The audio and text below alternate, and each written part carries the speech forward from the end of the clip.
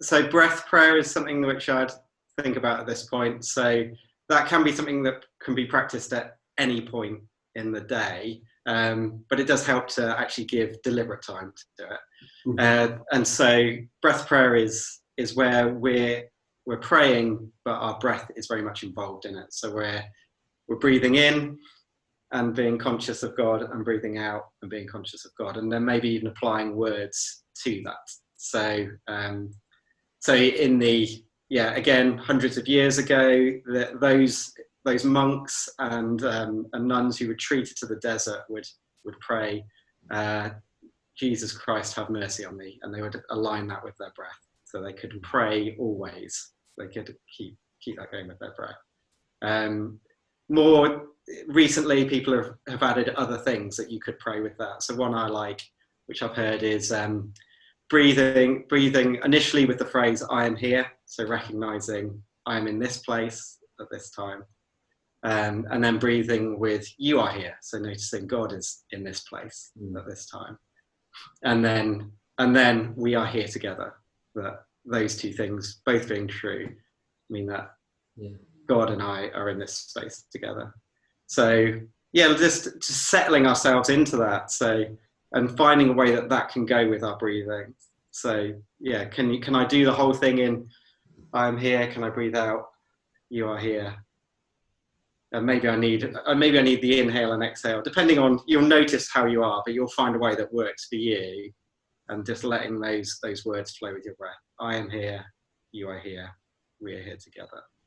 And then that becoming something we associate then with our breath. If we practice that in the quiet place, then when we go into our everyday tasks, things around the house, things, outside, going for a walk, our breath then becomes something we take with us into our lives. Yeah. It's interesting, actually, the verse of the day today, I just looked this morning, and it's that verse from Thessalonians that says, pray continually. Oh, well, great. Yeah, so that's, it really plays into that. So that's the kind of question it answers. There's this statement in Thessalonians of pray continually or pray always. And then how can we do that? What does that look like? I can't have my head in my hands, or I can't be however you like to, or like hands together, or however you eyes closed, a typical posture for prayer.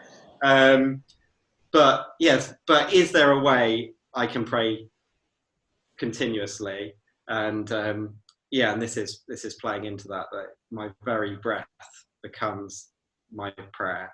It's something I receive and I give back to God. And I will take that with me wherever I go. I don't need an app on my phone for that. It's there, it's free, it's available to me. And therefore let's use that. Let's start with that. Yeah, cool. So that's kind of exploring something of God's presence, and how God's presence is around, and we can be alert to that or aware of that. Does that kind of creating a more awareness for us, and making prayer not an activity in terms of trying to ask for something, but something that becomes the very breath of our life to God with that. That's very cool. And awareness is a good word, because it isn't really. It's helpful to have good words, and maybe even like an object that is helpful, like prayer beads or a holding cross or something, and or words which actually orientate us to God. But it's not that those words are particularly, they're not magic words. They're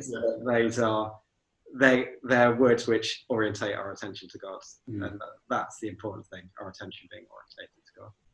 There's a name, isn't there, of God, which is Yahweh, which I've heard in my DTS, that was what people use as that breath prayer, that breathing in the Yahweh, that really aligning themselves with God. Yeah, absolutely. Yeah, that's a really good thing to bring up, Ruben. So that's, I've heard that as well, that a rabbi described that the Yahweh is like their breath-like sounds, and perhaps that's the whole point. That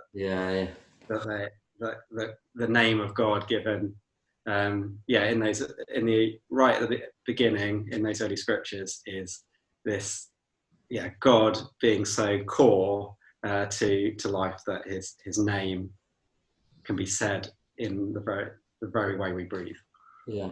And it makes me think about Genesis, that that God breathed life into us, and that sense of just giving that back constantly and bringing it in and giving it back.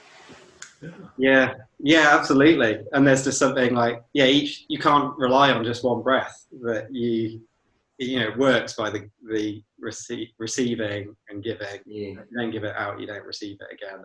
Yeah. And really profound. And so to spend time with that, just as your breath being prayer, and just sitting with that, can be really, like, it can really shape you and change the way you engage with your life. That receiving, giving. Does that link to the thriving thing then? Do you think is that sense of, I really like that. I've not thought about that sense of the breath of God. The breath we have is the breath that God's given. We were talking in our kind of intro podcast about how a thriving tree has to draw life from beyond itself. It doesn't find its life within itself, as if it has to find something beyond itself. Does that I like that. It's the definite responding to what's been given, and and I think that is helpful in prayer, actually, because there can be assumption that we start the prayer conversation, but really it's a response.